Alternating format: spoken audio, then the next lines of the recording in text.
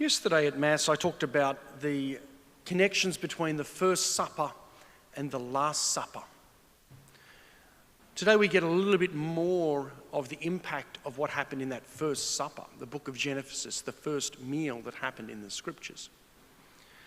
Yesterday I talked a little bit about how some of the language links from the First Supper that they took, they gave, they ate, they broke.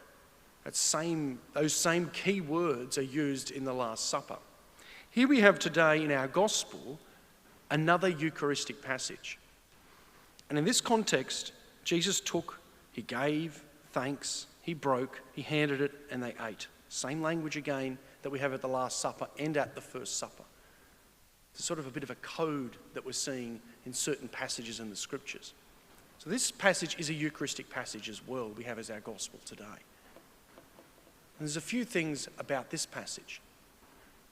When the feeding of the 5,000 and when people come to the Last Supper, when they come to the Eucharist, it's a nourishment and an assistance for the journey. As we're called to gather together, we're also called to go out. And that food should nourish us on that journey towards eternal life. And it does nourish us. The Eucharist does nourish us. We see in that first reading, though, in Genesis, that the food that they ate there, it sent them not from a good place it didn't send them to a good place or nourish them for that journey to a good place. It brought destruction for them. And so their journey became more difficult. And we're told that they were cast out of the garden, that there were going to be pangs for the woman, there was going to be division, there was going to be separation, there was going to be anger, there was going to be destruction. And that was the impact of the First Supper. Here we have the Last Supper, and Jesus is caring for the journey, to assist people on that journey back to their homes, back to the true home that's been created for us. We aren't called to be in a deserted place. However, God comes to us in the deserted place. During our times of loneliness and isolation, Jesus comes to that and he feeds us so that we are nourished on that journey to our true home. Not just our homes down the street, but to our eternal home. That's the beauty of the gift of the Eucharist. The response of Adam and Eve to God in this first reading is also interesting. We're told that Adam responds, "The woman tempted me." Eve says that the serpent tempts her. It becomes about what she wants or what he wants, and not about true service. The model of Jesus at the Last Supper is before they come to eat of the bread and drink of the wine, Jesus demonstrates an act of service. He washes the feet. And when we come to the Eucharist, it's a response not through a personal, selfishness or self-centeredness, but it's a response of service.